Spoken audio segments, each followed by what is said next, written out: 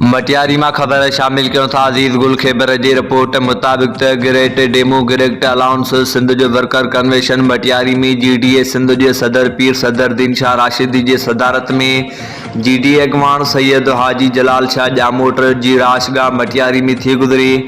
Convention में अगूणी सूबाई वजीर इरफानुल्लाह मरवत, सूबाई नायब सदर गंसफर हयात मंगरियो, GDA जो जनरल सेक्रेटरी सफदर आबासी, सैयद तैमूर शाह जामोटर, अली खान मर, सैयद हसन मुर्तजा शाह जामोटर, नसीर मेमण, MPA वरियाम फकीर, MPA अब्दुल रज़ाक रामून, हाजी खान मर, दिलबर खान मर, अब्दुल करीम शर, सरदार अब्दुल रहीम खान सवाए पूरे सिंध में GDA के कन्वेनरन सियासी समाजी अगवान वॾे अंग में शिरकत कई।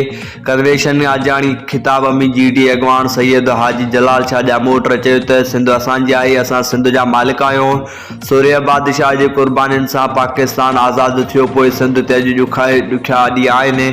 उन करे GDA सिंध की मालिकी लाइ तैयार आहे। कन्वेंशन के खिताब कंदे ग्रेट डेमोक्रेटिक अलाउंस के जनरल सेक्रेटरी सफदर आबासी जो चवण हुयो त हाणे वारी पार्टी के पीपल्स पार्टी मञो ही नथा। हींअर वारी पीपल्स पार्टी सिर्फ सिंध जे 8 ज़िलनि में पार्टी वही रही है।